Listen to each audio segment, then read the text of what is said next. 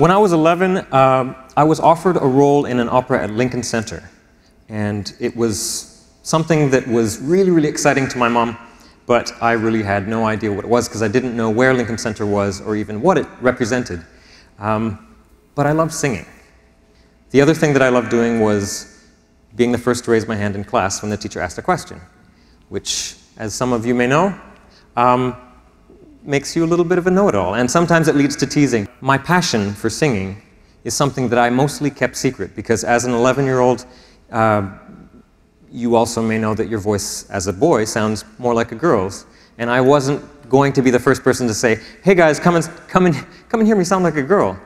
So I kept my passion secret for the longest time, and I let the thing that I had been teased about first, I didn't want to add another to it, just being an academic person who was really eager, define me. That was the label that I happily stepped into because it was something that people understood and expected. So I became a science nerd. And I went through school and high school basically pursuing science, mathematics, all of the things that would lead to a degree in engineering, or I hoped at one time space, all the while doing theater, music, and dance on the side, just for fun. And I got to grade 12, the time when we have to make decisions, and I was applying to technical universities, I was looking at engineering programs, and I got this one opportunity. The opportunity was to take a year out of my life and go abroad through a Rotary exchange. And I took it. I thought, why not put everything on pause for a second, have a little bit of adventure, then come back, press play, resume being a scientist, and life goes on. And sure enough, I went to Switzerland, and I entered into another school where I took math and science, and I thought, okay, everything's going fine. The interesting thing about stepping out of your routine and going to another place is that you don't have all of those things that you've been developing as you grow up. So all of those clubs or friends or activities that I'd been doing in my hometown, I didn't do because I was in a new place. And I looked around, and about halfway through the year, I realized that I had joined 3 orchestras, I was playing in a jazz band, and I was singing in a new opera premiere, and I was dancing. And I thought, I want to be wonderful at whatever I do. That's one of the things I'm trying to hold myself to. Whatever you do, you want to do it because as best as you can. You want to be something special at it. And I thought, if all of my imagination is occupied with music, with performing, that should really be the thing that I do. I'd be a terrible engineer if every time after I clocked out, the first thing that my mind went to was music and performing. And so I took a step outside of my trajectory, looked at myself, and I took a step out of the label that I'd been in for the longest time. And it was really a label that had been because the world expected me to fit into a couple definitions. And I thought, way easier to be accepted if I was what people expected. But when I took a step out, and I looked at music which for me had been that thing that other people do, that famous people do, that very cultured people do, that people who were none of the people that I knew did. And that was a big label that said outsider, special, different. And I thought, let's take away that label and see what's underneath. And sure enough, in that world of music were people as diverse and interesting as the people that I walked and talked with every day. No different than you or me, other than that they had a passion for music and had decided to pursue that. And so it was a really, really beautiful moment just to say, I discovered, once I stepped out of my own life, what I was really meant to do. And I talk about labels a little bit because the art form that I work in, opera, is probably the most stereotyped art form out there. I say the word opera, and the first thing that you think might be big people singing really, really loud on an opulent stage where there's an audience filled with people in gowns and tuxes, sipping champagne and hobnobbing with each other. Sort of the height of elegance, right? That is opera to most people. I would say that is one manifestation of opera. Opera to me is something that's way more living, it's exciting. The word itself means work in Italian. So a work of art, a work of music, a work of theater. And philosophically, it's really just a coming together of art forms, of music, of drama, of vocal arts. And I would say it's way more open to being an art form like dance, where you could say, I love dance. But dance is not just hip-hop, it's not just ballet, it's anything that you can do with your body with movement. And anything that you can do with these three art forms together is a really, really incredible palette. And so, just going back to this stereotype, if I were to whistle this,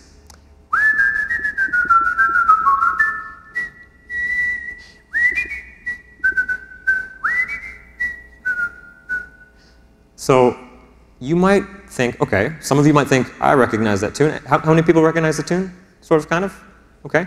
So it's been in many movies, commercials. It's a very famous waltz. And it's kind of the thing that when you see the main characters in the movie walk into a room, they see people dressed up really, really fancy, probably sipping champagne, hobnobbing with each other, and it's the height of culture, cultivation, elegance.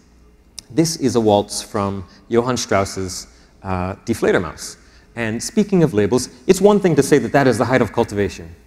On the other side, the waltz was actually considered to be, at the time, a very controversial dance because most dances until that time that you'd done as a group meant that you danced with everybody. But with the waltz, you grab the hands of your partner and you dance, turning around each other with one person. Big scandal. As the waltz developed, not only were your hands touching all the time, but your hips were touching all the time. Huge scandal. There was a rift in society saying that this was tearing society apart because people were basically being sexually forward with each other in public spaces. And this is what made its way into this piece. At the time, that was really, really controversial. And that's what's exciting to me. If you look at Die Fledermaus, rather than seeing the stereotype, seeing it as something that was, you know, something that is only something that's cultured, it's something that was taking a raunchy dance, probably, it's like basically the 19th century version of grinding. And putting that in a dramatic work, right? So you put that in a dramatic work, what is Strauss really writing about? He's writing about a party where people end up in jail. There's men dressed as women, there's women dressed as men, and people trying to seduce other people's wives in costume. It's pretty crazy, and it's very provocative. And I propose this. If we think about opera in the same way that it was when it was created, which is take the music of our time. What is the interesting dance music that you guys listen to that you would like to see sort of bent into some incredible use in a dramatic form? What is the music that you listen to? What are the stories that you follow? Who are the stars that you would like to see, but in this incredibly beautiful, stylized way? I say this, of course, because I'm passionate about it, but the fair question that I encounter is, why should I care? It's not my thing. You know, I don't know that many people that go to opera. Generally, I go to things that people go to. Really, Michael, why should I care? I think the interesting thing to me, because I asked myself this many times. I started an opera when I was 11, and I've been more or less in performing every year since then. For me, it's actually kind of an incredible antidote to the world we live in. There's, as you probably know, there's something like twice the amount of content on YouTube every year than there was the previous year. There is no shortage of things that you will open up on your phone, on your computer, on your tablet, and watch, usually for lengths of 30 seconds to 5 minutes if it's a small video, or it's going to be binge watching something on Netflix. There is media, which opera is, media at your fingertips. But what are we losing? And what is the opportunity in this thing that for 1 hour of our time or 3 hours of our time can stretch our imagination? So I say opera is that thing that can bring together all of these art forms, all of the master creators of theater and text, music, vocal power, and in ways that we don't even know can really push and stretch our imagination, hold us to something that we can't get in 5 minutes, that we can't ever press pause on. Whereas sometimes you don't know where it's going, but by the end you're blown away. Opera has that potential to transport us. So, fair enough, if why should I care? If that was satisfied, the next question would be, well, then if it's as great as you say it is, Michael, why aren't people pitching tents outside of opera houses in order to buy tickets in the morning? Also a fair question. And that brings us to an interesting state. Talking about YouTube and how many videos there are on the internet right now, you would say basically there's been a technological evolution that is speeding up at a crazy pace. The world we live in is changing. I'm not the expert on that, but I know that we all can see it happening. from one year to the next, how we consume media is changing. How opera is being presented is still about 60, 70 years old and hasn't changed at all. So opera houses all across North America are doing the same 12 hits that they made the most money on in the 50s and 60s and 70s. And they haven't really changed the content, the songs. Can you imagine if you were stuck listening to the same 10 songs that you heard when you were 6 years old, and those are the only ones that you could hear, and that would be what you would go and see? No, you would be bored out of your mind, and in fact, you would probably not do that, which is what opera audiences have done. In every major house in North America, people are not going as much as they used to. People are not raising as much money as they used to. In fact, the Metropolitan Opera, the biggest opera company in North America, is losing millions of dollars a year. So that is why. I say because again, going back to the stereotype, some people who hold up the stereotype, that one manifestation, almost that one label of what it should be, are keeping it from evolving. So what is the opportunity there? And I think it's interesting. What was irrepressible in me was this need to make music as a person. And what's been irrepressible in the world is that artists will find a way. If there is something that needs to be said, artists will find a way. And so debunking this great myth of opera is happening. In New York, there's around 50 independent opera companies, indie opera companies as I call them, doing their own thing.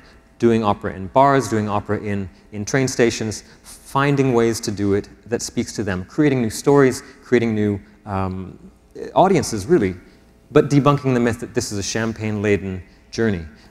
In Toronto, there's 20 opera companies, 11 of which are associated with Indie OperaTO. Again, taking opera to a factory, working with turntable artists as an orchestra, working with indie rockers as songwriters. The thing about it is, it pushes everyone to do more. Music can be just a simple beat and just a simple harmony, and that can be beautiful. But when it pushes you further, it gets more complex, and it really stretches us. And this is the wonderful thing. I say that the intimacy of the act may be the vitality of the form. That there is a possibility for a renaissance where we forget about opera being simply the thing that is loud singers on a stage, and we realize that at its core there's something far more exciting. We take the label off of it, and we open it up to all the possibilities that it could be. I wanted to give this to you. It's a little bit interesting. One generation above me, maybe 2 generations above some of us, rock and roll was counterculture. Rock and roll was a minority saying, the conservative establishment is not talking to us anymore.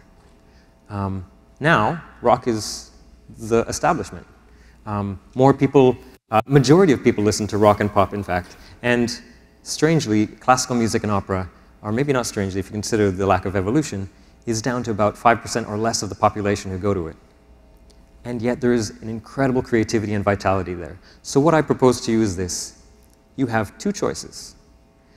You can choose to see yourself on a trajectory and never step outside and assume that this is who you are and accept the label that life puts on you.